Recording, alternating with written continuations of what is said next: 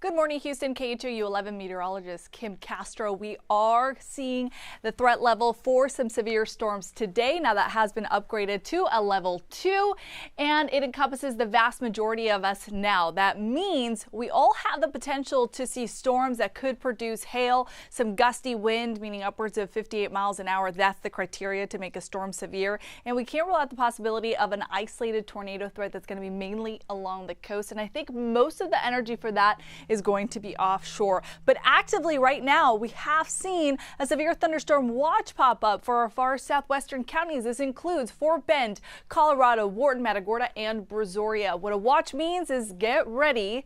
We could see a severe thunderstorm warning pop out at any moment, and that lasts from now until 1 o'clock in the afternoon. Here's what we're looking at in satellite and radar. You can see why there's a watch out in effect for us.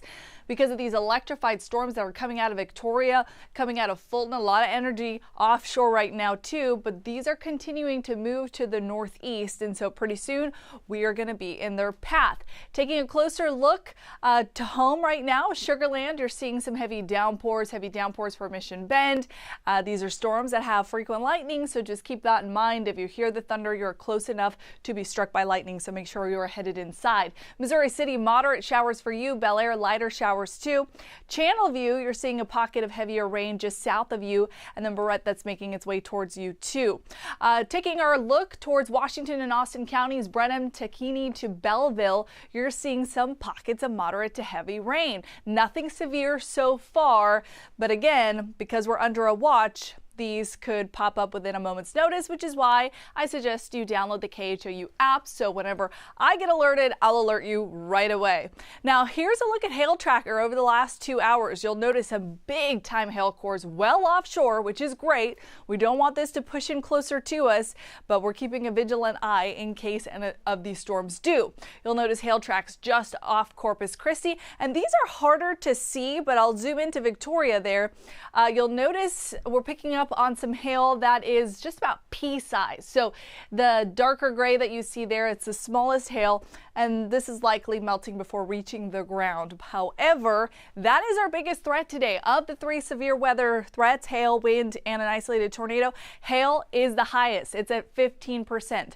Wind is at 5%. Those gusty, damaging winds I'm talking about, you're going to feel wind and downpours regardless. But I'm talking about the gusty wind that could cause issues when it comes to your infrastructure and things like that, your things around your home, and that could be disruptive.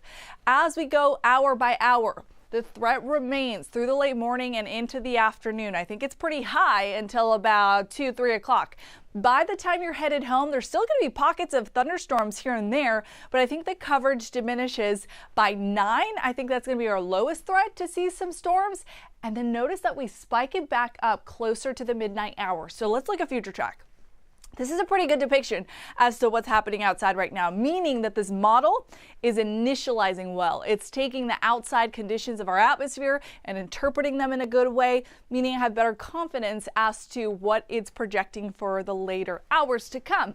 And what it's looking at there by 9 o'clock is a cluster of heavy storms right along our coastal counties and even pushing towards the loop in the Beltway. So if you were trying to get to work, when you normally do, let's say you live within the loop in the Beltway, or you're, coming off the Gulf Freeway, maybe you live in League City, Texas City, that's going to be a really tough time to hit the road. If you can work from home, please, I advise you do that.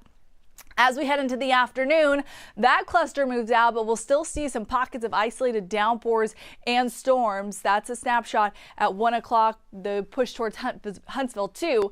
As you're headed home, 5 o'clock time frame, I think most of us get away with just the isolated storm here and there. Now take that with a grain of salt. We could see some of the locations of these storms shift around, but the general idea is that the coverage diminishes for now.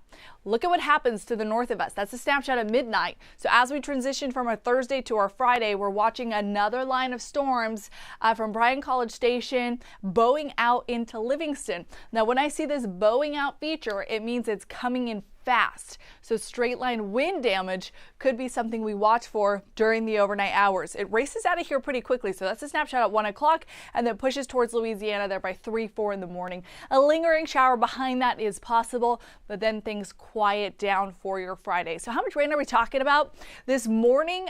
Because I see the models really hinting at the heavy rainfall, kind of training, sitting over the same spots for a couple of hours. It's not out of the question to see 1 to 2 inches. Maybe in those bright red spots, we could see an isolated 3 inches of rainfall. But for the majority of us, they'll be quick movers. So I don't think we're going to have too many high water spots. I think they'll be localized. Localized street flooding today is possible, but I don't think it's the main concern. I think the main concern is going to be the possibility of seeing those storms that produce some hail. As we head into the evening hours, I showed you that line that's going to pass through during the midnight hour till about maybe 2 a.m. That's when we could pick up some more rain for Huntsville, for Livingston, 1 to 2 inches. So here's another wide look at what we're seeing for satellite and radar. You'll notice a lot of heavy convection just offshore. So it's not as bad as it could be. That could be over us, and luckily it's not. It's pretty far away and it's pushing away. But notice what's pushing in behind it.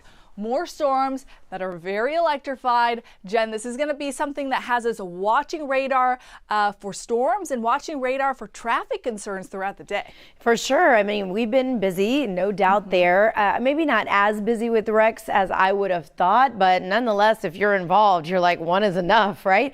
So we have one on the east right now, one on the west. I do want to zoom to the majority of where your eye takes you to the west due to the red and the yellow that pops up here, indicating some heavier rain. You need to be careful. Highway 6 south of I-10, also along the West Park Tollway, where we do have a crash working right now at Sinot.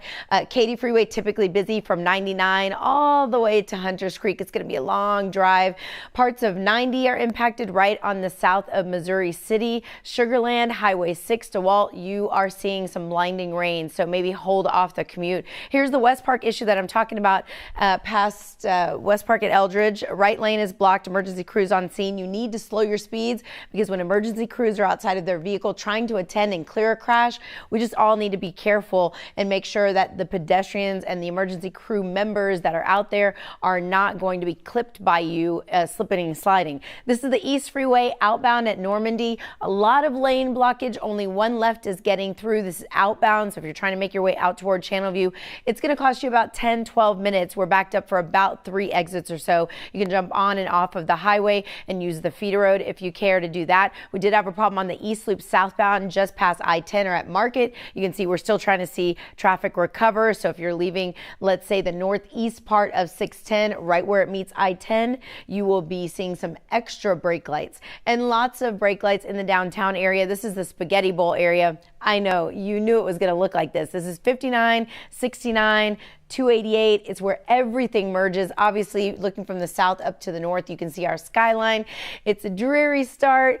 Folks do have to be out on the roadways, and if you're one of those people, just ease up on the accelerator. Try not to brake too hard, or know where your exits are so you're not dodging a few lanes over and cutting somebody off. But here's a look at the TranStar cameras that we are monitoring at this very moment. We are going to have another live cut-in coming up at about 7:57 in the morning. You see our drive times right now are looking pretty hefty toward the southwest and west. Katy, 61 minutes into town. If you're leaving Cypress, you'll need 33 minutes down to 90. Folks on the north side of town, 55 minutes in from the Woodlands, and Kingwood about 40 minutes into town. Again, stay tuned.